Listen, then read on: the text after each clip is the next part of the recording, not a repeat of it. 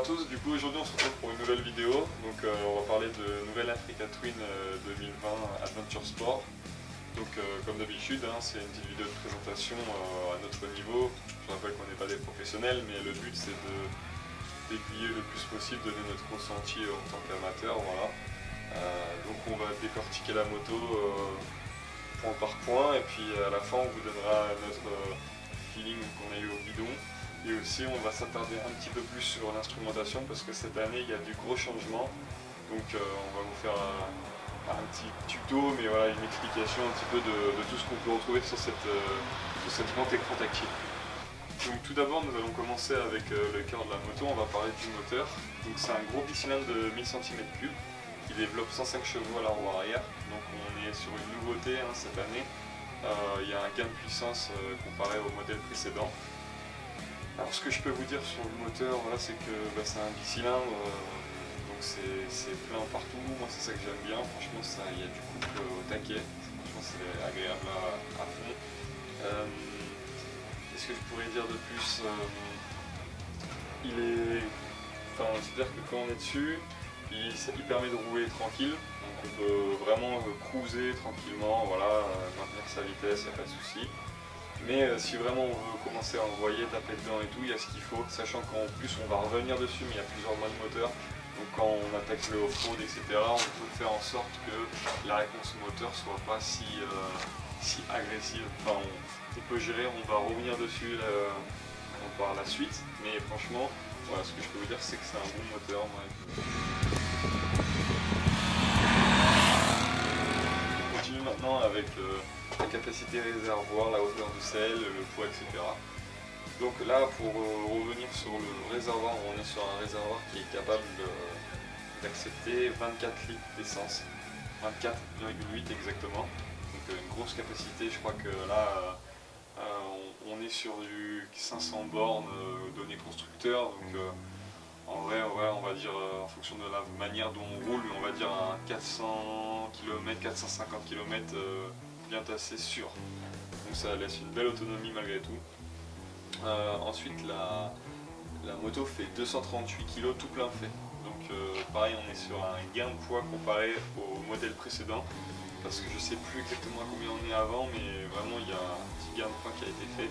Et c'est pas négligeable parce que je possède aussi l'ancienne et tout de suite j'ai vu une différence sur ne serait-ce que les manœuvres à l'arrêt. Voilà, vraiment on ressent la différence tout simplement. La hauteur de selle, elle peut passer de 850 mm à 870. Donc moi là elle est en position haute et je fais 1m74 et je peux mettre les deux pieds à terre. Donc c'est pas mal. Franchement voilà, bon, je suis sur la pointe, mais franchement ça passe, il n'y a pas de souci. Et vu que je reviens sur le point, mais vu que le poids est plus léger, les manœuvres sont carrément plus simples. Ensuite nous allons passer aux suspensions.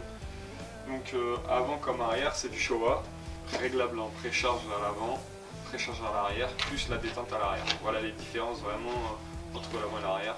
Non plus, c'est quelque chose qu'on retrouve sur beaucoup de motos dans tous les cas. À l'avant on est sur une fourche du coup inversée avec de 45 mm avec un débattement de 230 mm. Donc voilà, on voit le côté vraiment typé off-road. À l'arrière, comment dire, l'amortisseur il a un débattement de 220 mm. Dans tous les cas, ce que je peux vous dire sur les suspensions, c'est que finalement elles réagissent très bien, que ce soit sur la route ou sur les chemins. Sur la route, on a quelque chose qui n'est pas trop chewing-gum malgré tout. Ça réagit bien, même au freinage, ça bouge pas trop. Et dans les chemins, ça absorbe vraiment toutes les aspérités, les petits trous, les nids-poules, etc. Tout ce qu'on peut retrouver en off-road. Il n'y a pas de souci, rien à dire de négatif. De plus, ce que j'aime bien sur la partie arrière, c'est sur la suspension arrière, pardon, on a une petite molette pour régler directement la précharge. Donc ça permet de régler assez rapidement si on met la bagagerie ou si on met un passager. On peut vite agir sur la précharge d'un petit tour de clé, voilà.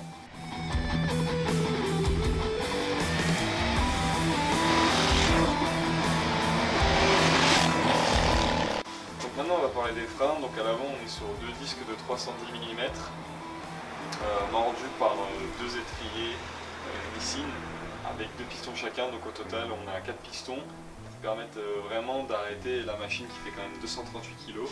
Le freinage je le trouve progressif et en même temps puissant, donc vraiment que du positif. À l'arrière on est sur un simple piston, pareil sur un étrier Nissin, avec un disque de 256 mm. Donc pareil l'arrière, bon feeling.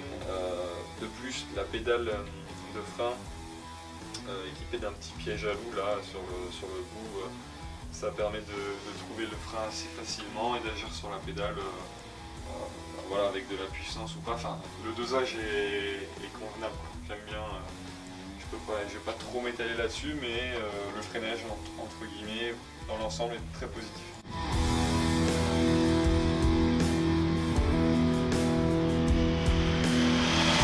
Alors ensuite je vais vous parler de la transmission sur cette moto, parce que du coup sur ce genre de machine souvent on a de la DCT, donc là en revanche ce n'est pas le cas, on est sur une boîte manuelle à 6 rapports, la transmission par chaîne bien sûr. Elle est équipée, celle-ci elle est équipée d'un shifter, donc le shifter toujours c'est un accessoire assez cool, voilà, ça permet d'enchaîner les rapports sans utiliser l'embrayage. Mais ce que je peux dire, enfin ce que je peux lui reprocher plutôt, c'est que normalement on a une certaine fluidité et là on ressent, on est plusieurs à avoir essayé la moto et on ressent comme une trop grosse coupure, on va dire. C'est-à-dire que ça manque de, comme je vous ai dit, ça manque de fluidité. C'est vraiment, voilà, on accélère, on passe les rapports, on sent vraiment que la moto, hop, on sent la coupure, tout simplement. Donc là on va passer sur un petit point qui me tient à cœur, c'est les pneumatiques. Sur cette moto on est sur des Bridgestone Batlax Adventure Cross Tourer, donc le nom est un peu chargé. En revanche c'est des pneus avec lesquels j'ai eu une bonne sensation sur la route et même dans les chemins. Donc à l'avant c'est du 90 et à l'arrière c'est du 150, donc c'est du pneu fin. Bien sûr on est sur un trail donc normal. Je rappelle qu'à l'avant c'est une roue de 21 pouces et à l'arrière une roue de 18 pouces, donc voilà, c'est connu pour, entre guillemets, ça peut un petit peu jouer sur l'agilité de la moto, mais au final on ressent même pas vraiment entre guillemets, ce défaut, parce que entre les pneumatiques et ce qu'on peut ressentir malgré tout avec l'agilité de la moto, bah, il n'y a pas d'handicap par rapport à la route 21 à l'avant. Mais pour en revenir du coup vraiment sur les pneumatiques, dans les chemins ça accroche. Pas un temps on va dire sec, hein. Bien sûr on va pas s'attaquer à des gros bourbiers de boue, etc. Mais voilà, un temps sec, si on veut se prendre un petit chemin roulant, une petite parcelle de champ, etc. ça le fait large, il n'y a pas de souci. Sur la route j'ai senti vraiment voilà, que ça accrochait, hein. J'ai branché, je me suis amusé tranquillement avec la moto et on n'est pas là à serrer les fesses à se dire est-ce que ça va décrocher ou pas. Franchement rien à dire de très négatif, plutôt du positif sur les pneumatiques.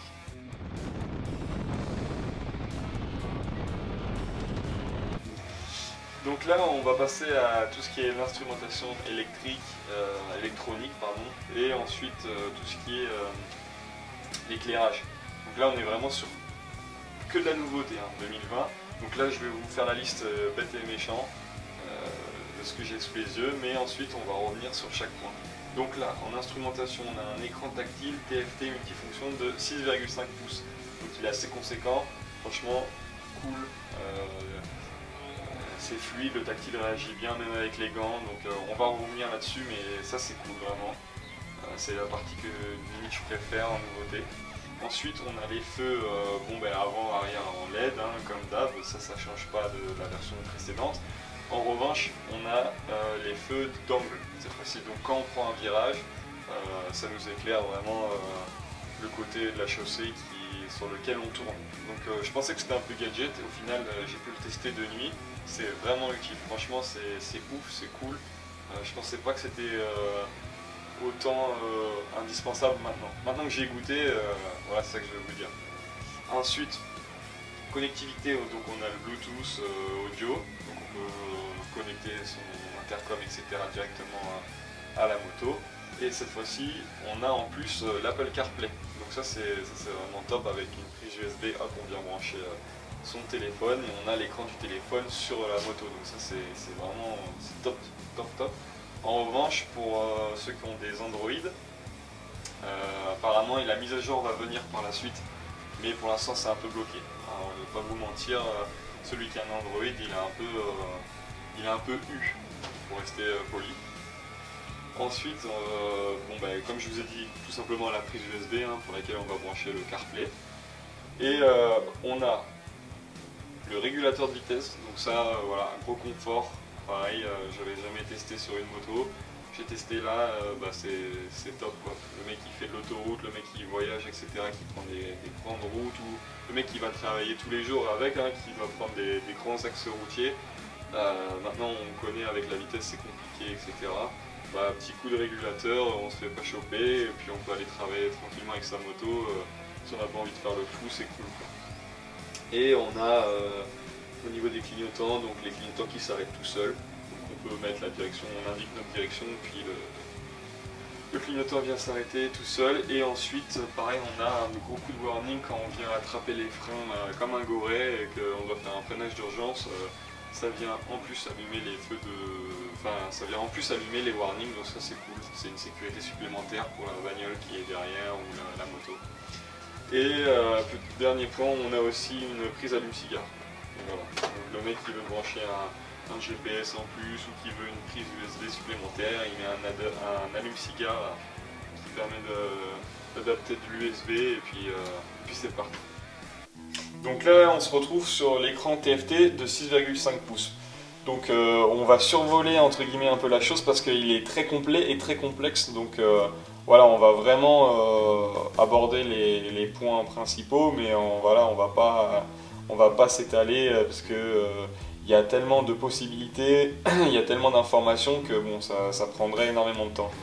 En revanche, on va commencer par les différents modes. Donc on a le mode urbain, cyclo, utilisateur 2, utilisateur 1, c'est des modes qu'on peut régler vraiment à notre sauce.